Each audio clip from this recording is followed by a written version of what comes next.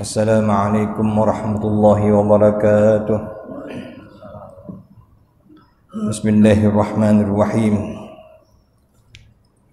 Alhamdulillah ala ni'amihil wafirah wa ala ayadihi almutakathirah. Wassalatu wassalamu ala khairil bariyat sayyidis sadat Sayyidina wa maulana Muhammad ibn Abdullah wa ala alihi wa ashabihi wa ansarihi wa mawalah. Subhanaka la ilma lana illa ma 'allamtana innaka antal alimul hakim wa la hawla wa la quwwata illa billahil aliyyil azim. Nastaghfirullahal azim. Yang kita muliakan Imam Masjid Nurdin, para alim ulama, guru-guru kita, orang-orang tua kita yang hadir dalam kesempatan ini, bapak-bapak, ibu-ibu, jamaah kajian ba'dal maghrib Masjid Nurdin Hasanah. Semoga Allah Subhanahu wa taala senantiasa mengampunkan dosa-dosa kita. Semoga Allah Subhanahu wa taala senantiasa menutupi aib-aib kita. Semoga Allah Subhanahu wa taala senantiasa memberikan hidayah, taufiknya serta inayahnya kepada kita semua. Amin ya rabbal alamin. Pada malam hari ini kita masih berada di bulan Maulid, bulan Rabiul Awal, bulan kelahiran junjungan kita Nabi besar Muhammad sallallahu alaihi wasallam. Setiap saat yang kita lewati hendaklah kita bergembira, berbahagia dan bersyukur kepada Allah Subhanahu wa taala karena telah mengutus Nabi kita Muhammad sallallahu alaihi wasallam kepada kita semua rahmatan lil alamin, sebagai rahmat bagi alam semesta. Allah berfirman, "Wa ma arsalnaka illa rahmatan lil alamin." Tidaklah kami utus engkau wahai Nabi Muhammad melainkan sebagai rahmat bagi seluruh semesta. Dan Nabi kita adalah kekasih Allah. Nabi kita adalah Sayyidul Anbiya wal Mursalin, junjungan para Nabi dan Rasul. Nabi kita adalah khairu khalqillahi kullihim. Nabi kita adalah sebaik-baik makhluk Allah Subhanahu wa ta'ala. Dan Nabi kita akhlaknya di atas semua akhlak yang terpuji. Allah memuji baginda Nabi, wa innaka la'ala khuluqin azim. Sungguh engkau wahai Nabi Muhammad di atas segala akhlak yang terpuji. Dan kita bersedih serta kita mengutuk perbuatan orang-orang yang menistakan Nabi kita karena kebodohan mereka. Kita mengutuk apa yang mereka lakukan karena mereka belum lagi mengenal Nabi kita, dan kita mengutuk perbuatan mereka karena Allah sendiri yang telah menyatakan kutukannya bagi orang yang telah menistakan ayat-ayat Allah, menistakan Rasulnya, menistakan kitabnya. Namun di sisi lain kita juga wajib muhasabah, sebagaimana yang dikatakan oleh ulama besar dari Hadramaut, Al-Habib Ali bin Zainal Abidin Al-Jufri. Barangkali karena kita belum dapat mencerminkan ajaran Islam yang baik, barangkali kita belum mewakili dan menampakkan akhlakul karimah yang diajarkan Rasul kita. Akibatnya masih banyak yang memandang bahawa agama kita ini memiliki kekurangan. Bahkan lebih jauh mereka melemparkan kesalahan sampai-sampai menistakan Rasul kita yang kita cintai dan kita muliakan. Karena itu kita bertaubat kepada Allah Subhanahu wa taala. Kita mohon ampun kepada Allah Subhanahu wa taala. Sekaligus kita mohon kepada Allah agar orang-orang yang menistakan Nabi kita dilaknat dunia dan akhirat sesuai dengan janji Allah Subhanahu wa taala. Allah Subhanahu wa taala yang memiliki nama Al-Asmaul Husna, yang memiliki sifat al-jamal wal jalal, yang kemudian dicerminkan seluruh akhlak-akhlak Allah Subhanahu wa taala pada akhlak Nabi kita Muhammad sallallahu alaihi wa ala alihi wa sahbihi wasallam. Karena itu kita mengenal Allah melalui Nabi kita Muhammad, dan beliaulah al-insanul kamil, manusia yang sempurna, manusia yang paripurna. Pada minggu yang lalu telah kita bahas nama Allah Subhanahu wa taala Al-Majid, yang maknanya yang mulia zatnya. Allah yang maha mulia,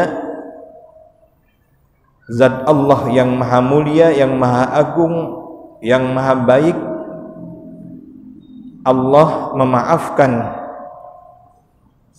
orang-orang yang menyalahinya, menerima ampunan mereka.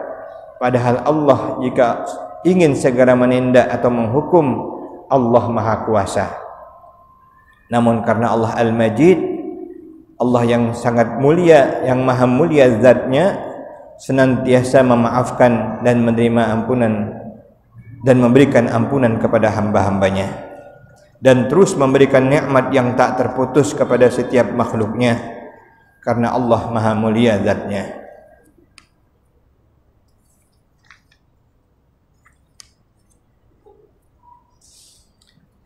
Dan sebelum kita masuk kepada nama Allah yang berikutnya, cerminan kemuliaan zat Allah ini yang merupakan akhlaknya Allah Subhanahu wa taala, Nabi kita sallallahu alaihi wasallam yang mencerminkannya.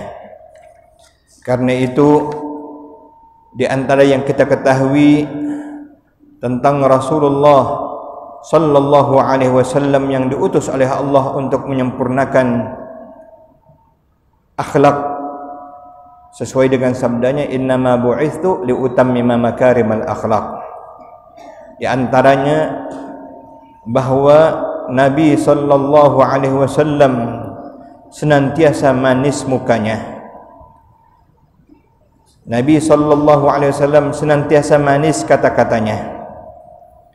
Akhlak Nabi kita yang mulia adalah memiliki akhlak yang lemah lembut.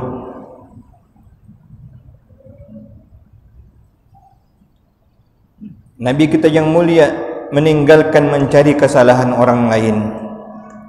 Nabi kita yang mulia suka membaguskan sesuatu yang tidak baik bagi orang lain. Nabi berusaha untuk membantunya memperbaikinya. Nabi SAW tidak mau mencela orang lain. Nabi SAW tidak suka melaknat. Nabi kita SAW tidak mau menyumpahi orang.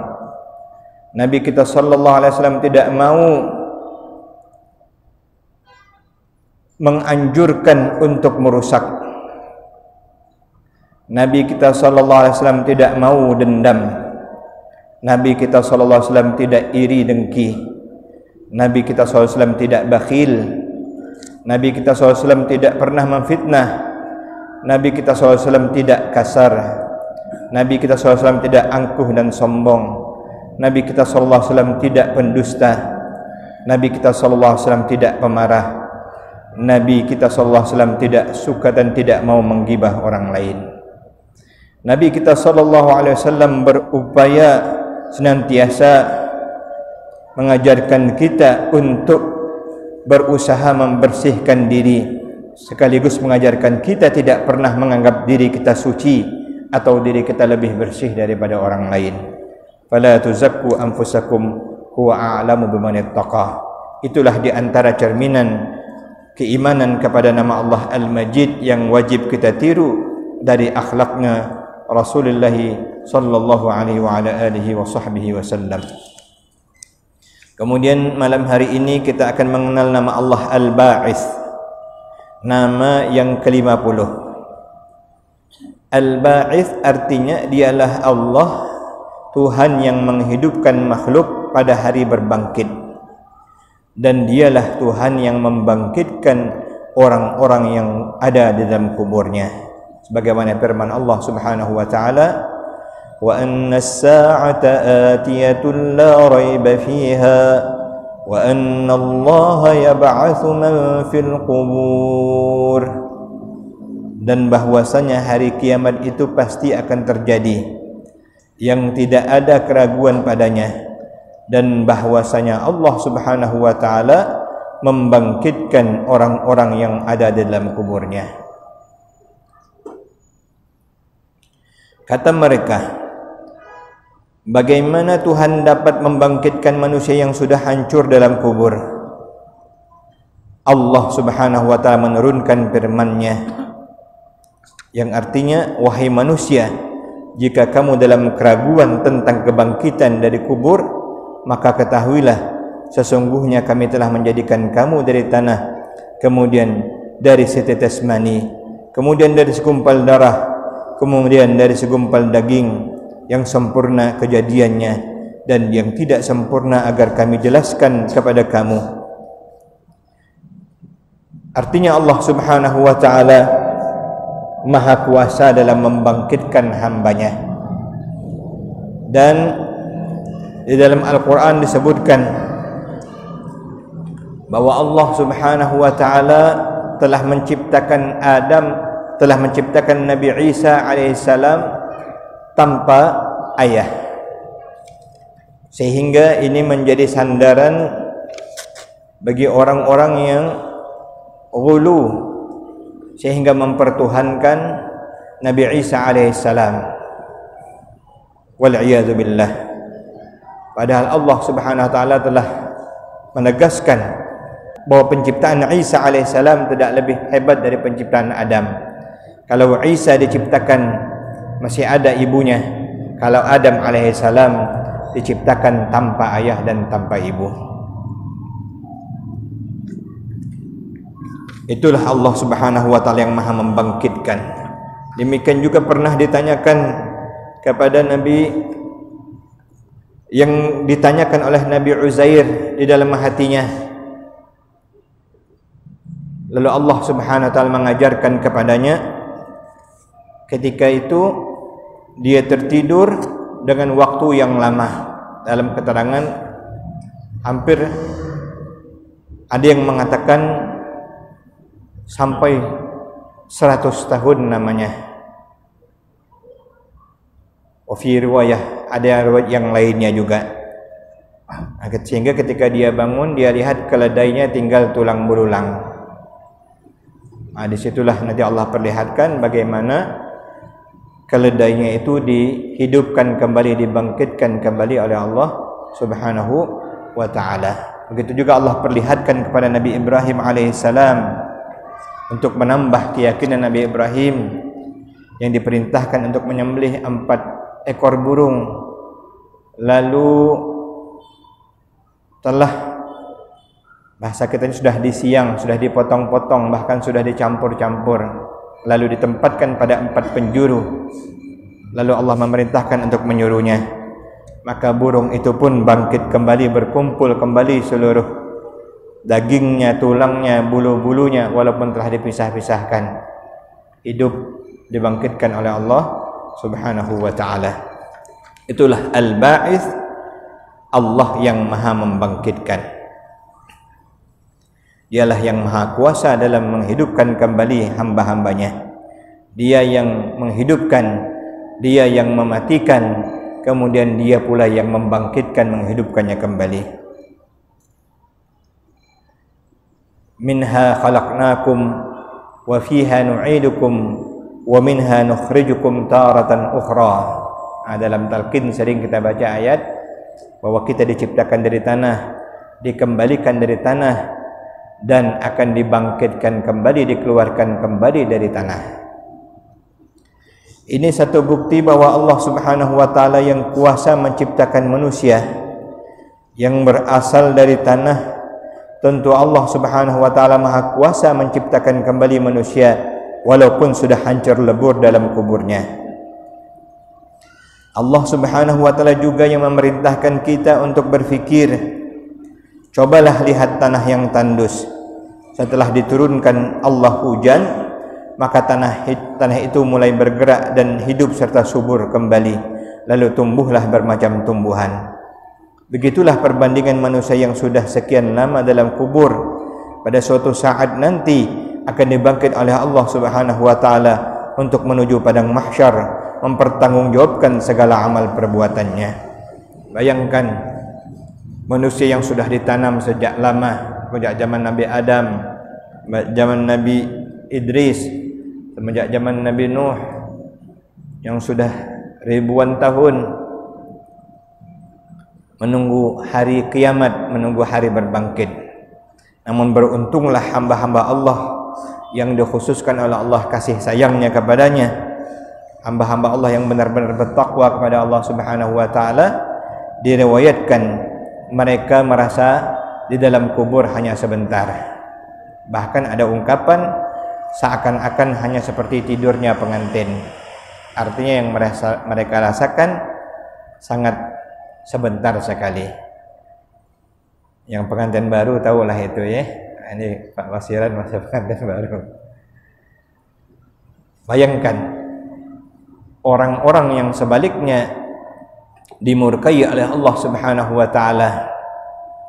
Satu malam dalam kubur, di malam yang pertama mungkin dia akan merasakan ribuan tahun namanya, naudzubillah. Tsumma na'udzubillahi min dzalik. Saking menderitanya dan saking membosankan dan mengerikannya. Allah yang akan membangkitkan kita menuju padang mahsyar untuk mempertanggungjawabkan segala amal perbuatan. Dengan demikian kita bisa yakin bahwa Allah Subhanahu wa taala, bahwa Allah lah yang memiliki nama Al-Ba'its, yang Maha membangkitkan. Ini dulu saya mendengar langsung dari almarhum ayahanda paman saya, Syekh Muhammad Ali bin Syekh Abdul Wahab, ayahnya Ustaz Latif. Ada orang yang datang menemui beliau mengadukan bahwa anaknya sampai sekarang tidak mau berubah. Solat tak mau, belajar tak mau. Maka beliau menyuruh orang tersebut mengamalkan membaca Ya Ba'its 103 kali. Baca Ya Ba'its 103 kali, boleh ditiupkan ke air, doakan anak, atau dapat minumkan anak dengan air tersebut. InsyaAllah Allah akan bangkitkan hatinya dari malas menjadi rajin, dari tidak mau taat kepada Allah menjadi taat, dari nakal insyaallah menjadi baik. Nah, jadi bagus juga kita amalkan Ya Ba'its, Ya Ba'its, yang membangkitkan kembali apa yang semestinya kita lakukan. Allah yang membangkitkan kita nanti dari alam kubur. Firman Allah, wa nufiqa fis suri fasa'iqa man fis samawati wa man fil ardi illa man syaa Allah thumma nufiqa fihi ukhra fa idza hum qiyamun yanzurun. Surat Az-Zumar. Dan ditiup sangkakala pada tiupan yang pertama oleh malaikat Israfil namanya. Maka matilah seluruh yang ada di langit dan yang ada di bumi. Dalam riwayat termasuklah terakhirnya itu nanti malaikat pencabut nyawa, seluruhnya mati. Sebab ada yang bertanya macam mana Israel nyabut nyawa dewek katanya. Jadi jawabannya ketika nanti ditiupkan sangkakala, yang tertinggal semuanya mati dengan kuasa Allah Subhanahu wa taala. Artinya yang terakhir betul malah Israfil nanti. Wallahu a'lam. kecuali orang-orang yang dikehendaki Allah. Illa man syaa Allah. Kemudian setelah 40 hari ditiup tiupan yang kedua, thumma nufiqa fihi ukhra fa idza hum qiyamun yanzurun. Tiba-tiba mereka bangkit sambil menunggu putusan masing-masing. Bangkit kembali, menunggu keputusan. Di padang mahsyar dalam riwayat disebutkan 50.000 tahun lamanya masa penantian nunggu di padang mahsyar. Ada yang aman, ada yang tenggelam dengan keringatnya di batas mata kaki, ada yang tenggelam di lutut, ada yang sampai badan, ada yang sampai bahu, ada yang tenggelam dengan keringatnya. Cuma tidak ada mati-mati, itu ya, karena menunggu keputusan. Dalam sebuah riwayat disebutkan yang termasuk yang paling beruntung orang yang suka memaafkan kesalahan orang lain. Nanti akan termasuk yang awal diseru, falyakum man ajruhu 'ala Allah, hendaklah berdiri orang yang pahalanya langsung Allah yang memberikan.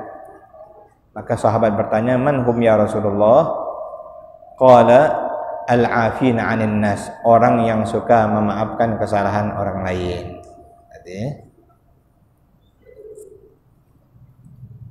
Itu diantaranya. Tentunya banyak lagi yang lain. Yang paling beruntung tentunya adalah yang masuk surga bighairi hisab. Bahkan ada yang mengatakan di antara bentuknya tidak tahu lagi dia, bangun-bangun sudah ada di pintu surga, tinggal masuk.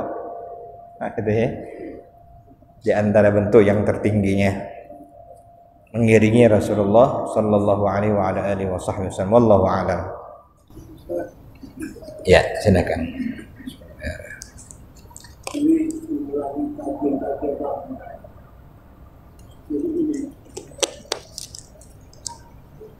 dulu orang tua dulu itu ngaji 420 itu tentang dalil wujudnya Allah itu, dia dulu itu adanya Allah. Dan karena dulu banyak misal seperti Allah, jadi dia mengajar minggu itu ada ini kalau yang maksud itu alam bagaimana? Ya, baik, terima kasih abang kita guru masyhur. Saya pun juga ingat, walaupun mungkin tidak terlalu ingat betul, tapi ingat juga waktu belajar ilmu tauhid sifat 20, awal-awal yang kita dengar adalah bahwa Allah Subhanahu wa taala ini ada. Dalilnya adalah adanya alam ini.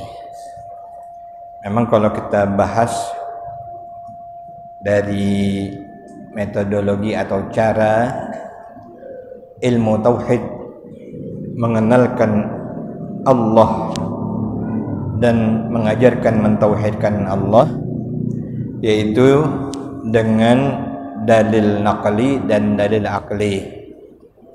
Dalil naqli dari Al-Quran, dalil akal adalah dalil rasio. Makanya kita diantarkan dulu kalau dalam kitab sifat 20 yang lama, seperti yang beliau katakan tadi, adanya Allah ini karena atau buktinya adalah adanya alam.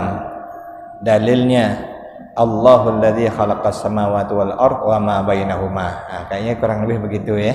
Baik. Alam itu kalau kita lihat dari apa yang dikatakan oleh para ulama kita, rumusannya adalah ma siwallah, apa saja selain Allah. Artinya Allah al-Khaliq, selainnya adalah yang diciptakan Allah, makhluk. Maka seluruh yang selain Allah itu adalah al-alam. Kan dalam bahasa tauhid disebutkan bahwa alam itu hadis baharu, ya. Artinya diadakan, sebelumnya tidak ada. Nah, jadi itulah yang dimaksud dengan alam. Ilmu tauhid mengajarkan secara nalar bukti adanya Allah Subhanahu wa taala, adanya alam ini secara akal. Bagaimana mungkin adanya alam kalau tidak ada yang menciptakannya? Bagaimana mungkin sesuatu itu ada kalau tidak ada yang mengadakannya? Itu secara rasio. Makanya ulama-ulama dulu mengajarkan kita terus memperkuat salah satu ilmu yang mungkin tak lagi kita kaji, tapi mungkin sudah masuk dalam kajian-kajian yang sudah dikaitkan dengan ilmu-ilmu lain, disebut dengan ilmu mantiq. Dulu ya, ilmu mantiq, yaitu ilmu, kalau bahasa Arabnya logika. Bagaimana kita dapat merasionalisasikan, menalar dan mengambil kesimpulan. Makanya ada alam karena ada yang mengadakannya. Kesimpulannya pasti ada yang mengadakan alam ini. Itulah zat wajibul wujud, zat yang wajib adanya secara mutlak, Allah Subhanahu wa taala. Mungkin itulah Bang ya. Itu alam. Selain ma siwallah, ada definisinya, selain Allah Subhanahu wa taala. Sabda Nabi sallallahu alaihi wasallam, yub'atsun nasu hufatan 'uratan ghurla. Dibangkit manusia dengan keadaan telanjang kaki, tidak bersandal, telanjang badan, tidak berpakaian, juga tidak dikhitan. Macam kita baru lahir, ya. Tapi postur sudah rata-rata 2 meter nanti kurang lebih. Ada riwayat yang mengatakan bahkan lebih, setinggi Nabi Adam alaihissalam. Ada yang mengatakan bisa sampai 7 hasta, itu ya. Wallahu a'lam. Bahkan bisa sampai 2,7, hampir 3 meteran. Dan umurnya ada yang riwayat secara umum umur tuh hanya antara 20 sampai 30. Kurang lebih itu ya. Muda-muda semuanya. Ada Aisyah bertanya kepada Nabi, macam mana ya Rasulullah kalau di padang mahsyar semua orang bugil? Malu tak katanya ya. Maka Imam menjawab, ya Aisyah, tak terpikir lagi orang waktu itu. Tak sempat lagi nak mikirkan, bahkan nak memperhatikan, bahkan nak memandang. Bahkan semua orang nafsi-nafsi, dewek-dewek. Tak tahu. Akhirnya nanti semuanya nanti mencari tempat minta tolong. Yang nanti ketika bertemu dengan semua nabi mengatakan nafsi, nafsi, dewek-dewek kita masing-masing. Aku pun banyak salah juga, kata Nabi Adam. Nabi Nuh gitu juga. Nabi kita yang pada gilirannya menjawab, ana laha, aku yang akan menolong kalian. Dengan mantap Nabi menjawab, karena Allah memberikan hak prerogatif kepada Nabi kita, syafa'atul uzma, yang memberikan syafaat. Sehingga tidak ada orang yang beriman walaupun sebesar zarrah yang pernah yang dalam hidupnya dia muslim, walaupun imannya hanya sedikit, yang mengatakan la ilaha illallah, maka dia akan masuk syurga. Meskipun nanti tergantung dicuci dulu, disepuh dulu. Ada yang disepuh seminggu, ada yang disepuh sehari. Sebab sehari saja di akhirat 1000 tahun lamanya. Ada yang disepuh sejam. Ada yang riwayat mengatakan sekurang-kurangnya adalah memakai terompah api neraka, baru tersentuh dikit mendidih ubun-ubun. Na'udzubillah min adzabil qabri wa min adzabin nar. Takut kita kepada Allah dan kita mohon semoga kita termasuk yang masuk syurga bighairi hisab, tanpa dihisab oleh Allah Subhanahu wa taala. Al-Fatihah. A'udzu billahi minasyaitonir rajim. Bismillahirrahmanirrahim. Alhamdulillahi rabbil alamin arrahmanir rahim maliki yaumiddin. Iyyaka na'budu wa iyyaka nasta'in ihdinas siratal mustaqim. Shiratal ladzina an'amta 'alaihim ghairil maghdubi 'alaihim waladdallin. Amin. الله لطيف بعباده يرزق من يشاء وهو القوي العزيز. يا لطيفا بخلقه يا عليما بخلقه يا خبيرا بخلقه الطف بنا.